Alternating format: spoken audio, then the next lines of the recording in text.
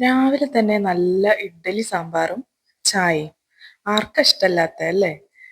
ഇതുപോലെ നല്ല സോഫ്റ്റ് ആയിട്ടുള്ള നല്ല എന്താ പറയാ പൂവ് പോലുള്ള എന്നൊക്കെ പറയില്ലേ, അതുപോലത്തെ ഇഡ്ഡലി എങ്ങനെ ഉണ്ടാക്കുന്നതെന്നാണ് ഇന്നത്തെ വീഡിയോയിൽ പറയുന്നത്.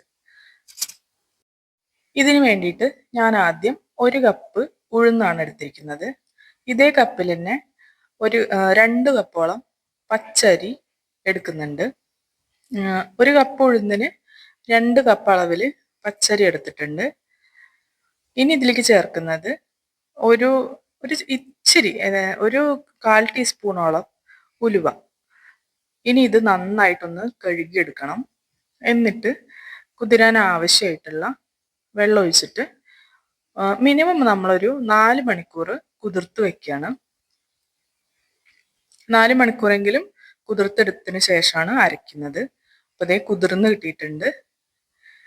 ഇനി ഇത് മിക്സിയുടെ ജാറിലേക്ക് ഇട്ടിട്ട് അരച്ചെടുക്കാൻ പോവാണ്.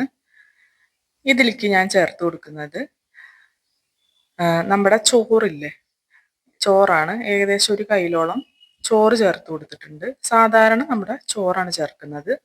പിന്നെ ആവശ്യമായിട്ടുള്ള ഉപ്പ്, ഒരു ശകലം ഉപ്പ് ചേർത്ത് കൊടുത്തിട്ട് ഇത് നന്നായിട്ട് അരച്ചെടുക്കണം. ഒരുപാട് വെള്ളം ഒഴിച്ച് ലൂസാക്കരുത്.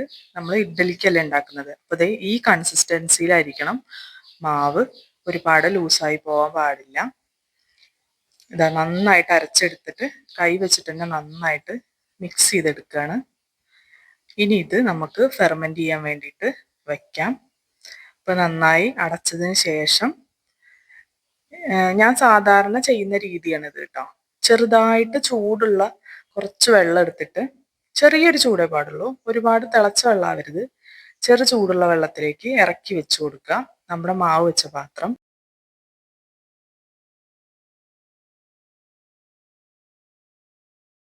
ഇനി 8 മണിക്കൂറിന് ശേഷം നമുക്ക് എടുക്കാം.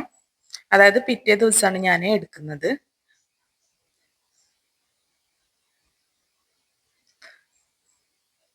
ഇതാ ഇപ്പൊ നോക്കിയേ, മാവ് നന്നായിട്ട് പൊങ്ങിയിട്ടുണ്ട്, നന്നായിട്ട് ഫെർമെന്റ് ആയി വന്നിട്ടുണ്ട്. 8 മണിക്കൂർ ഫെർമെന്റ് ചെയ്യാൻ വെച്ചതിന് ശേഷമാണ് കേട്ടോ ഇങ്ങനെ ആയത്.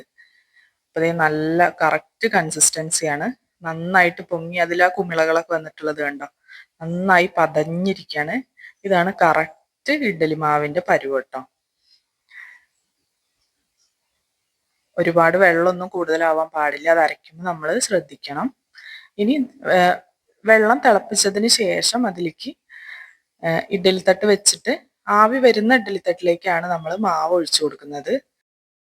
നന്നായിട്ട് വേവിച്ചെടുത്ത് കഴിയുമ്പോഴേ നമ്മുടെ നല്ല സോഫ്റ്റ് ആയിട്ടുള്ള ഇഡ്ഡലി റെഡി ആയിട്ടുണ്ട്. കണ്ടോ, നല്ല പഞ്ഞി പോലെ ഇരിക്കും കേട്ടോ. നന്നായിട്ട് അതിൽ കുമിളൊക്കെ വന്നിട്ടുണ്ടോ, നല്ല പതുങ്ങനെയാണ് ഇരിക്കുന്നത്. നല്ല സോഫ്റ്റ് ആണ്. നമ്മൾ എങ്ങനെ ഞെക്കി പിടിച്ചാലും അത് നല്ല സ്പോഞ്ച് വരുന്ന പോലെ ഇരിക്കും. അപ്പതേ ഇതൊന്ന് ട്രൈ ചെയ്ത് നോക്കൂ. നല്ല ടേസ്റ്റിയാണ്. നല്ല സാമ്പാറിൻ്റെയും ചട്നിയുടെ ഒക്കെ കൂടെ രാവിലെ കഴിക്കാൻ നല്ല സോഫ്റ്റ് ആയിട്ടുള്ള, സൂപ്പർ സോഫ്റ്റ് എന്ന് തന്നെ പറയാം, അടിപൊളി ഇഡ്ഡലിയാണ്.